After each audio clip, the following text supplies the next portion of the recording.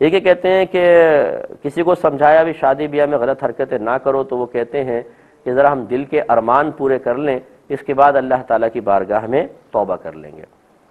ایسے والدین سے کویسچن کیا جائے کہ یہ بتائیے، اگر آپ کی بیٹی آپ کا کہنا مانے بغیر کسی بھی شخص سے شادی کر لے، اور جب اس کو سمجھایا جائے کہ بیٹا اپنے والدین سے تو پوچھ لو، اور کہے کہ ابھی تو میں کر لیتی ہوں، پھر بعد میں والدین کو بھی راضی کر لیں گے۔ بیٹا کسی باہر جا کے ملک میں کسی انگریز عورت سے شادی کر لے، اور جب اسے سمجھایا جائے تو یار تمہارے والدین کے بھی تو کچھ حق ہے، اور وہ جواب میں کہے کہ جب بعد میں سمجھا لیں گے، بتائیں والدین اس پہ کبھی راضی ہوں گے؟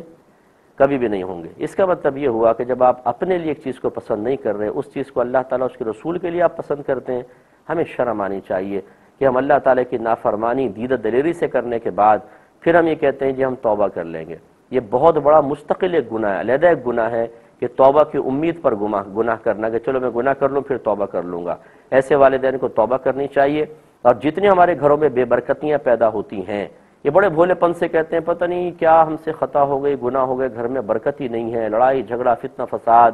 اور چیخ چل رہی ہے، پیسے پتہ نہیں چلتے کہاں چلے گئے، اور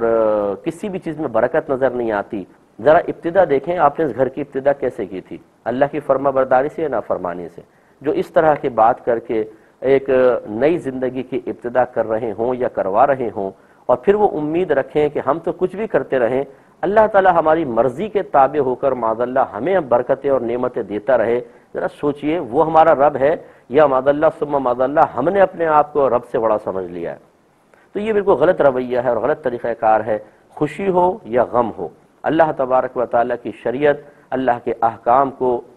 آگے رکھنا، یاد رکھیں یہی اللہ سے اور اس کے رسول سے محبت کی علامت ہے۔ محبت یہ نہیں ہے کہ محبت کہتے رہیں، عشق کہتے رہیں، اپنے آپ کو عاشق رسول کہتے رہیں۔ عشق رسول اور عشق الہی یہ ہے کہ اللہ تبارک و تعالیٰ اس کے رسول کی اطاعت کی جائے، اور اس اطاعت کے مقابلے میں کسی مخلوق کی اطاعت جائز نہیں ہے، تب آپ عاشق الہی بھی ہیں اور عاشق رسول بھی ہیں، ورنہ لاکھ نعرے لگاتے رہیں، اپنے آپ ایک دوسرے کو مطمئن کرتے رہیں، اللہ کی بارگاہ میں آپ کا وہ مقام مرتبہ نہیں ہے جو آپ خوش فہمی کی وجہ سے سمجھ رہے ہیں۔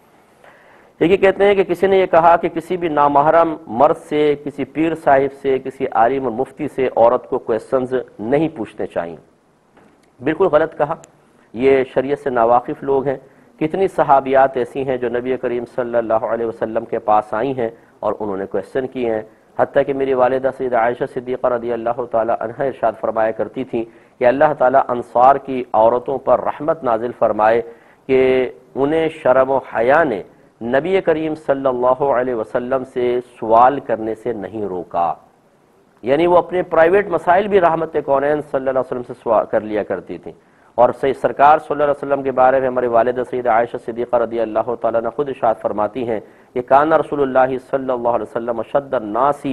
حیاء من العواتق فی خدرہا، کہ نبی کریم صلی اللہ علیہ وسلم لوگوں میں سب سے زیادہ حیا والے تھے، ان لڑکیوں سے بھی زیادہ حیا والے جو اپنی چادروں کے اندر چھپی ہوتی ہیں، اتنے حیا والے۔ اس کے باوجود سرکار نے منع نہیں فرمایا کہ آپ مجھ سے اس طرح کے مسائل کیوں معلوم کر رہی ہیں، تو بالکل عورت مسئلے معلوم کر سکتی ہیں۔ جو صاحب منع کر رہے ہیں انہیں یہ مسئلہ یاد رکھنا چاہیے کہ آپ پر فرض ہے کہ فرض کر لیں، اگر آپ کی غیرت یہ کہتی ہے کہ کسی بھی غیر مرد سے کویسچن نہ کیا جائے، تو اپنا فرض کم از کم آپ پورا کریں کہ اپنے گھر کی عورتوں کے وہ شرعی مسائل آپ کو خود حل کرنے پڑیں گے۔ نہیں کریں گے تو میدان محشر میں آپ کی سخت گرفت ہوگی۔